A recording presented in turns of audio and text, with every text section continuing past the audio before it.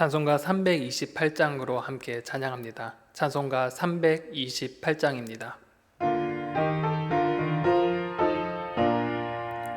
너 주의 사람아 헛된 일 버리고 마음과 뜻과 힘 다해 왕의 왕 섬기라.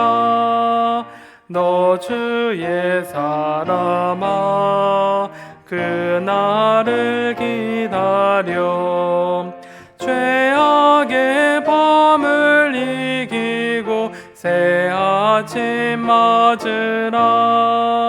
너 주의 사람아 교회는 부른다. 할 일이 많고 많으니 다 나와 일하라. 너 주의 사람아 충성을 다하여 십자가 높이 들고서 발자취 따르라.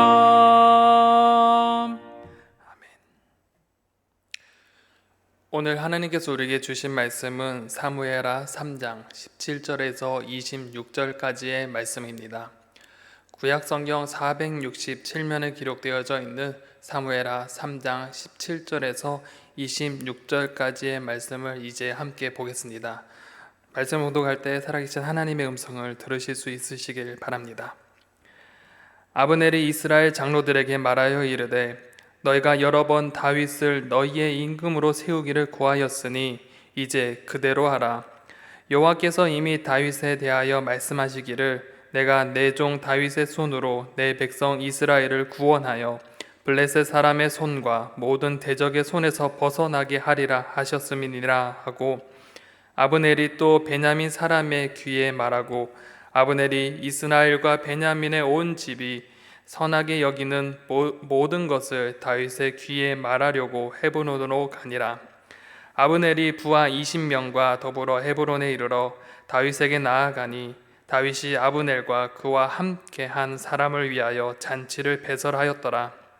아브넬이 다윗에게 말하되 내가 일어나 가서 온 이스라엘 무리를 내 주 왕의 앞에 모아 더불어 언약을 맺게 하고 마음에 원하시는 대로 모든 것을 다스리시게 하리이다 하니 이에 다윗이 아브넬을 보내매 그가 평안히 가니라.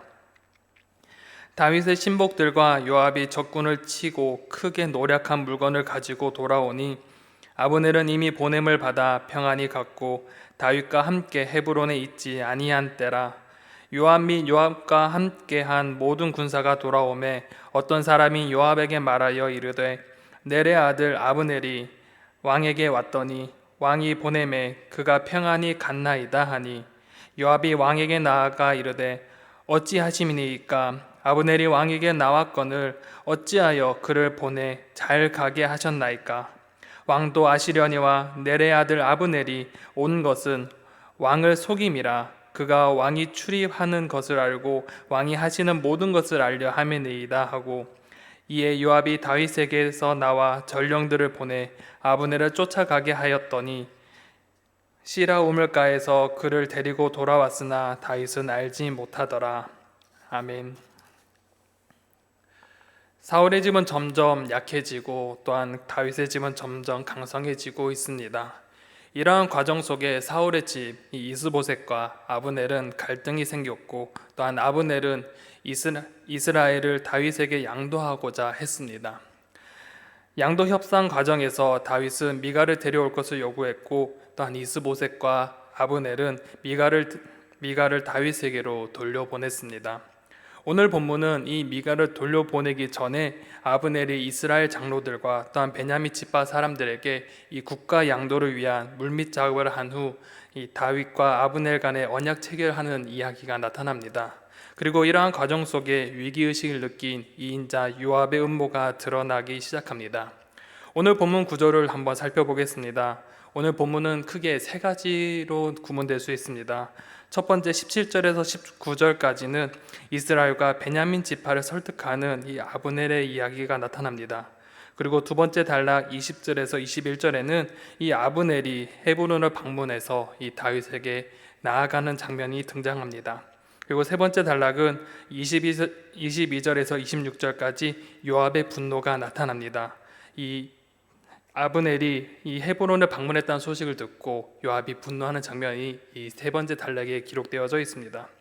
먼저 첫 번째 단락을 함께 보도록 하겠습니다. 첫 번째 17절에서 19절까지 이스라엘과 베냐민을 설득하는 아브넬의 모습이 나타납니다.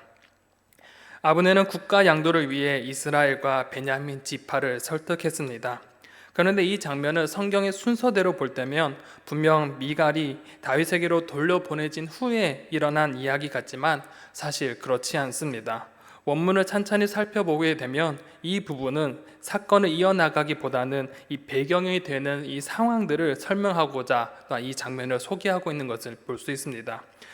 아브넬은 이 미갈을 돌려보내기 전에 이스라엘 장로들과 또한 베냐민 지파들을 설득하면서 치밀하게 자신의 전략들을 준비해 나가고 있었습니다. 17절을 함께 보면 아브넬이 이스라엘 장로들에게 말하여 이르되 너희가 여러 번 다윗을 너희의 임금으로 세우기를 구하였으니 이제 그대로 하라 라고 말합니다. 아브넬은 이스라엘의 장로들이 원했던 것처럼 다윗을 왕으로 세우라고 말합니다. 즉 이스라엘 장로들은 이미 다윗을 왕으로 세우려 했지만 이 아브넬의 군사력과 그의 영향력으로 인해 가로막혀져 있는 상태인 것입니다. 그리고 아브넬 역시 장로들이 이러한 생각을 했다는 것조차 이미 알고 있었던 것입니다. 그래서 아브넬은 이미 대세는 이미 정해져 있기에 그 이후에 자신의 정치적인 입지와 영향력을 위해서 이 장로들을 이용합니다. 그리고 자신의 변절의 명분을 다음과 같이 소개합니다. 18절 이후에 보면 여호와께서 이미 다윗에 대하여 말씀하시기를 내가 내 종 다윗의 손으로 내 백성 이스라엘을 구원하여 블레셋 사람의 손과 모든 대적의 손에서 벗어나게 하리라 하셨음이니라 라고 말씀합니다. 아브넬의 변절의 명분이 바로 하나님의 뜻에 있음을 나타냅니다. 자신의 변절과 지금 장로들을 설득하는 이유가 자신의 명령과 내 뜻이 아닌 바로 하나님의 뜻을 따르는 거라고 말하고 있습니다. 또한 이스라엘을 구원하여 블레셋의 대적의 손에 벗어나게 하겠다는 이 말씀은 사실 사울을 왕으로 세울 때 사무엘을 통해서 하신 말씀이지만 이 아브넬은 이 말을 다윗의 왕과 관련된 것으로 바꾸어 적용시키면서 자신의 변절을 정당화하고 있습니다. 아브넬의 변절은 국가 양도로 또한 이어졌고 그 명분을 하나님의 약속으로 꾸미기 시작합니다. 그리고 이러한 계획을 이루기 위해 치밀하게 준비하고 또한 사람들을 설득해 나가고 있습니다. 그런데 그의 더욱 치밀한 계획은 여기서 그치지 아니합니다. 사울의 왕의 지파인 이 베냐민 지파를 직접 설득하기 시작합니다. 그리고 그 설득의 이유 또한 본문에 나타나 있지 않지만 원어를 살펴볼 때 이스라엘 장로들과 동일한 그 명분을 가지고 종교적인 동기를 가지고 이 베냐민 지파를 설득하였습니다. 결국 아브넬의 카리스마적이고 또한 섬세하고 치밀한 계획은 아브넬의 의도대로 이루어졌고 모든 이들이 다윗의 집으로 민심이 기울어지게 만들었습니다. 그리고 이제 아브넬은 이 미갈을 데리고 헤브론으로 가게 되었습니다. 이 두 번째 단락이 바로 이 아브넬이 이 다윗에게 있는 그 헤브론에 방문한 이야기가 시작되어집니다. 다윗은 이스보셋과 아브넬에게서 미갈을 데려올 것을 이야기했고 또한 겉으로 보기에는 이스보셋이 데려간 것처럼 보이나 아브넬의 주도하에 모든 것이 이루어졌습니다. 아브넬은 미갈에게 데리고 또한 아브넬은 이 미갈을 데리고 이제 다윗에게로 향합니다. 20절에 보면 아브넬이 부하 20명과 더불어 헤브론에 이르러 다윗에게 나아가니 다윗이 아브넬과 그와 함께한 한 사람을 위하여 잔치를 배설하였더라 라고 기록합니다. 아브넬은 이 정치적인 결과물을 가지고 다윗에게 나아갑니다. 다윗의 입장에서 이스라엘의 장로, 특히 이 베냐민 족속을 설득하고 사울의 딸인 미갈을 데리고 이 아브넬 데리고 온 이 아브넬의 정치적 협상이 성공적으로 이루어진 것을 보고 이 다윗은 환대 잔치를 펼쳤습니다. 다윗의 환대에 또한 아브넬은 이 다윗을 향하여서 충성 맹세를 하게 됩니다. 21절에 보면 아브넬이 다윗에게 말하되 내가 일어나 가서 온 이스라엘 무리를 내 주 왕의 앞에 모아 더불어 언약을 맺게 하고 마음에 원하시는 대로 모든 것을 다스리시게 하리이다 하니 이에 다윗이 아브넬을 보내매 그가 평안히 가니라 라고 말합니다. 아브넬은 다윗을 향하여서 내 주 왕이라 말하면서 다윗의 건의 아래 복종할 것을 표현합니다. 그리고 현재 사울의 집인 이 이스라엘과 유다 간의 가교 역할을 하여서 이스라엘이 하나 되는데 큰 힘을 쏟겠다고 맹세하고 있습니다. 이러한 말을 들은 다윗은 너무나 흡족해할 수밖에 없었고 크게 만족하여서 이 아브넬을 편안히 돌려보냅니다. 지금까지의 이 모습 속에 이 아브넬은 정말 대단한 사람처럼 보입니다. 힘의 흐름, 이 역학관계를 너무나 잘 파악했고 자신이 어디에 있어야 할지, 또 어떻게 해야 자신을 지키며 자신이 가지고 있는 힘과 권력을 유지할 수 있는지 너무나 잘 알았던 사람입니다.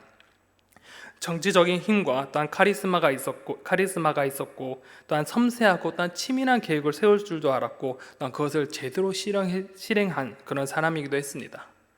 그러나 이렇게 완벽하게 보이는 이 사람이 간과한 것이 있는데 바로 이 자신보다 높으신 하나님을 제대로 알지 못한 것입니다. 하나님의 뜻을 그가 알고 또한 그 하나님께서 그것을 이루어 갈 것을 알고 있었지만 그는 교만하여서 하나님의 뜻을 자신의 주도적으로 이끌어 가려고 했습니다.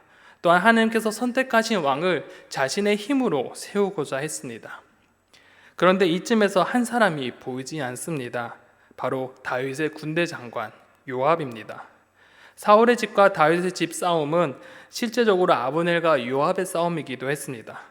그런데 지금까지 이런 큰 일 가운데 요압이 등장하지 않습니다.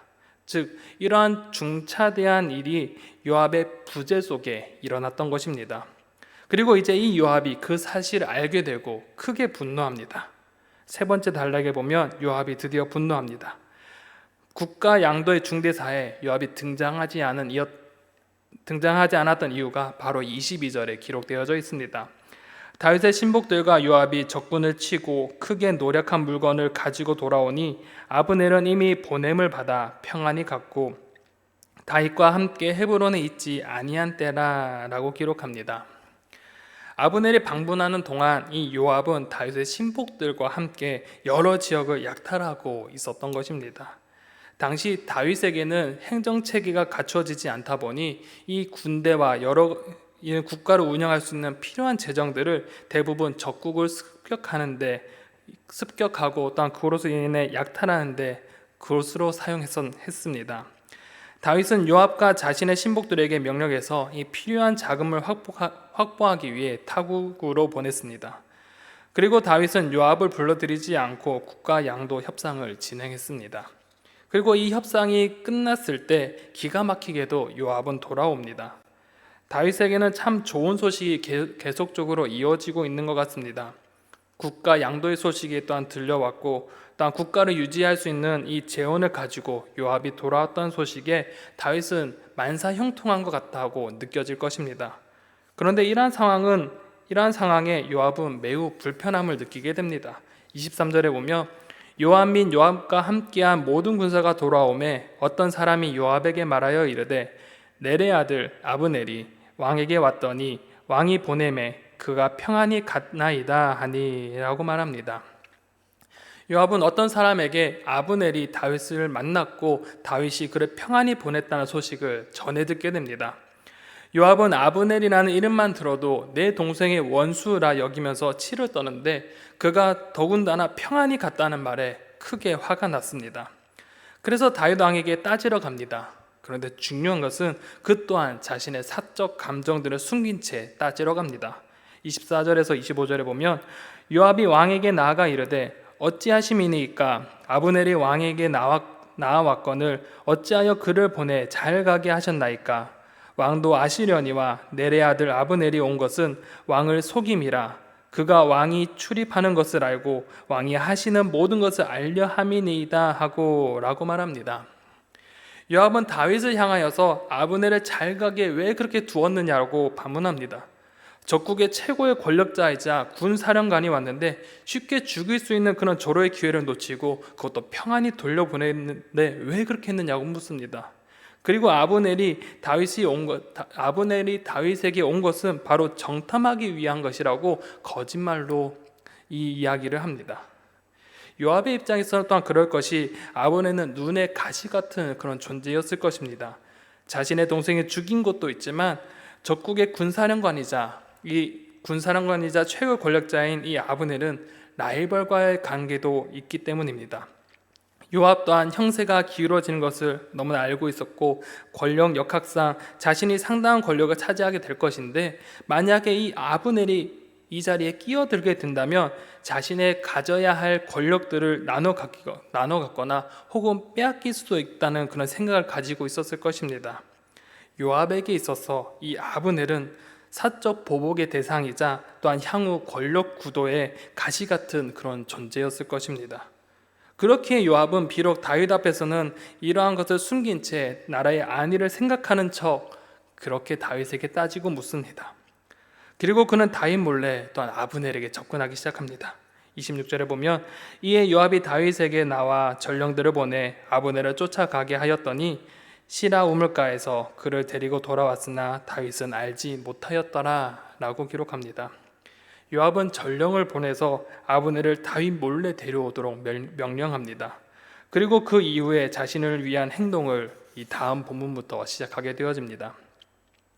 오늘 본문을 통해 우리는 몇 가지 볼 수 있는 것들이 있습니다. 이 오늘 등장한 아브넬과 다윗과 그리고 요압의 행동 속에서 우리가 공통적인 모습을 발견할 수 있습니다. 이 아브넬과 다윗 그리고 요압의 행동 속에서는 자신의 계획과 야망을 하나님의 뜻과 나라의 안위로 포장하고 있음을 우리는 볼 수 있습니다. 그리고 그것을 포장한 채 자신의 생각대로 철저히 그것을 실행에 옮기는 이들의 모습을 우리는 발견할 수 있습니다. 아브넬은 어떠했습니까? 다윗의 집에 강성해짐으로써 이스라엘을 다윗에게 양도하는 그런 과정이 그려져 있습니다. 그런데 그 겉모습은 하나님의 계획을 따르는 것처럼 보이지만 철저히 자신의 권력을 유지하기 위해 치밀히 계획을 세우고 이행하는 것을 볼 수 있습니다. 결국 자신의 권력과 자신이 가지고 있는 것을 유지하기 위해서 하나님의 뜻으로 포장하고 있던 것입니다. 또한 요압은 어떠합니까? 유다의 안위, 다윗의 안위를 위해 걱정하는 듯이 말하지만 실제로는 그의 사적인 복수심과 이 권력의 야욕을 숨긴 채 그 또한 자신의 뜻대로 움직여 나가기 시작합니다. 그렇다면 다윗은 어떠합니까? 다윗은 철저하게 정치적 계산으로 움직였습니다.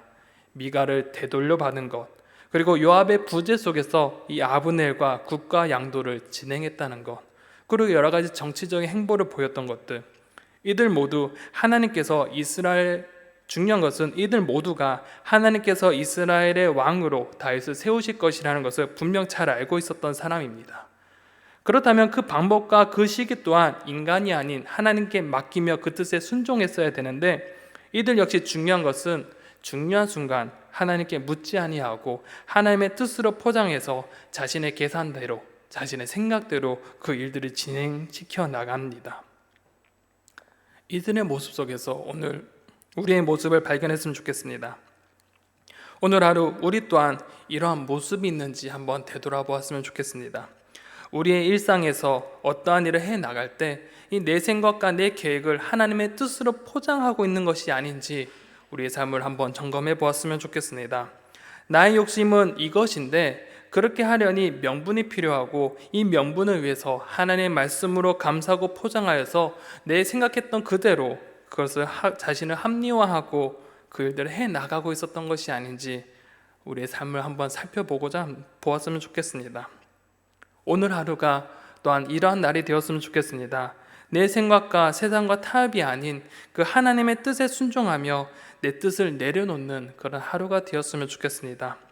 오늘 하루가 내 생각과 내 방법과 내 힘이 아닌 하나님의 그 인도하심에 순종하면서 그 인도하심에 물 흐르듯 흘러가는 오늘 하루가 되시길 바랍니다. 다윗처럼, 아브넬처럼, 이 요압처럼 물 흐르듯 흘러가는 이런 세상 속에서 자신의 힘으로 그것을 이끌어 가려는 것이 아니라 온전히 하나님께 순종하며 하나님의 그 이끄심에 순종함으로 내 생각과 내 뜻을 내려놓는 오늘 하루가 되길 간절히 소망합니다. 기도하겠습니다. 사랑과 은혜가 풍성하신 아버지 하나님, 오늘 말씀을 통하여서 어느 순간 인간의 한계와 또 우리의 모습들을 또한 발견하게 됩니다. 우리의 뜻과 소망, 또 우리의 생각이 있는데 그것을 어느 순간 아버지의 뜻으로 포장하고 합리화시켜서 자신의 생각을 밀고 나갔던 것이 우리의 모습이 아닌지 살펴봅니다. 아브넬이 하나님의 그 뜻을 자신의 계획, 자신의 하고자 하는 대로 이끌어 가려 했던 그 모습처럼 난 다윗이 철저하게 정치적 계산으로서 이 국가를 이끌어 나가려 했던 것들처럼 어느 순간인가 우리의 삶의 현장이 하나님의 뜻보다는 나의 계획이 우선되어지고 나의 상황과 나의 판단이 우선되어진 것이 아닌지 오늘 하루 살펴보게 하여 주시옵소서. 그래서 오늘 하루가 나의 뜻과 나의 생각이 아닌 아버지의 뜻을 먼저 물으며 나아가는 시간이 되게 하여 주시오며, 오늘 하루 하나님의 그 이끌림에 따라 오늘 하루 하나님의 인도하심에 우리의 모든 삶을 맡기며 나아가는 오늘 하루가 될 수 있도록 인도하여 주시옵소서. 오늘 하루의 모든 것들을 주님께 의탁합니다. 하나님, 우리의 삶을 인도하여 주시고 우리를 인도하여 주시옵소서. 모든 것 주님께 맡겨드려오며 살아서 역사하시는 예수 그리스도의 이름으로 간절히 기도드립니다. 아멘.